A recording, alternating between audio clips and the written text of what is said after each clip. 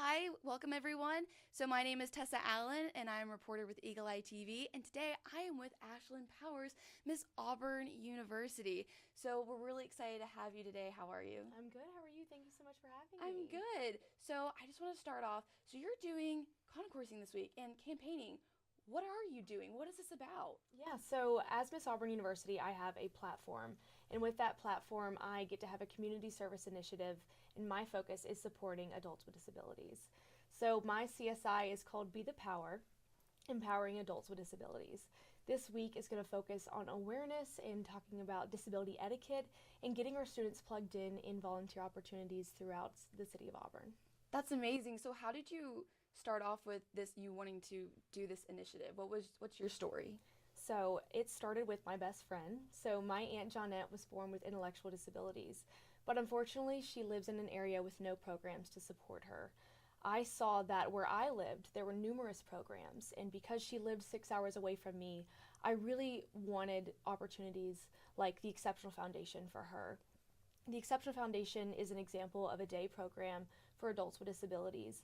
The Eagles program at Auburn also is an incredible organization that gives adults with disabilities the ability to go for a non-degree seeking certification and learn how to live independently. So I saw that this is a gap that needed to be filled. So my goal for this week is to spread more awareness about that and hopefully create more opportunities for people like my aunt. Yeah, that's awesome. Like my older sister, she's 27 and she has intellectual disabilities. But we're from Texas, so it's been sometimes we can find opportunities, sometimes not.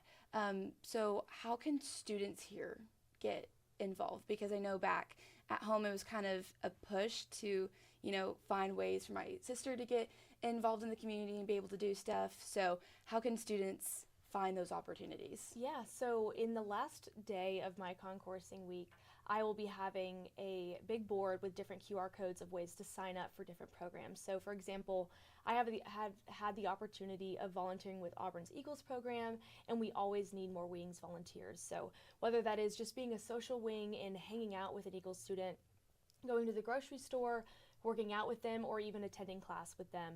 We are always in need of volunteers, and so is the Exceptional Foundation. They always need some people to just hang out. I had a really good time and got to lead a workout class because I'm also a fitness trainer, so I got to lead a really fun workout class with the Exceptional Foundation. There's also different places like Ruse Roots, which is a place for adults with Parkinson's and other developmental disabilities as well, and other intellectual disabilities. So there's a plethora of organizations that just need support and need volunteers. So my goal is to create more opportunities and more awareness for those students to be able to find ways to get plugged in. So what steps are you taking to reach that goal? Because I know concoursing is one, but how do you really want to connect with those students? My goal is just to be in the community significantly more and to spread more awareness by creating more appearances. I've been making my appearances, especially this semester, to be more focused on my CSI awareness. And I've had the opportunity to go to the Alabama State House and advocate for Disability Advocacy Day. So starting there and being in the public and being in the community, I have been able to communicate the importance of supporting adults with disabilities. That's awesome. So this week, when we come to look for you, what are you wanting us to really expect? What are you wanting students to expect, students to know when coming to you? Yeah, so the first day will be all about disability awareness, which is the goal is to pop the stigma. So come over and we'll have some lollipops and some bubbles. But basically, the main goal is to talk about the different range of disabilities. Like you said, your sister had a stroke, and that's also different from people who have autism. Both have an intellectual disability. The range is so wide. We also have people who have high functioning autism. Then we have people that are lower on that scale. It is such a wide range, and so when you come talk to me and also see the information on the board, you'll be able to learn about that. The second day will be It's Cool to Include, so come over for some popsicles. But I'll be talking about proper disability etiquette using person first language and not trying to stereotype, because that is something that a lot of people unintentionally do. Unintentional ableism is very common, so it's just education really supports that. And the last day will be It's Sweet to Serve, and we'll encourage others to take action by plugging into different volunteer opportunities.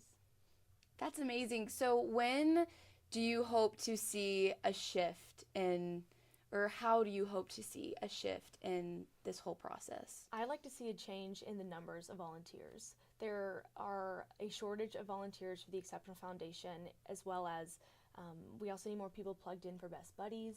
There's numerous organizations across the state who need help.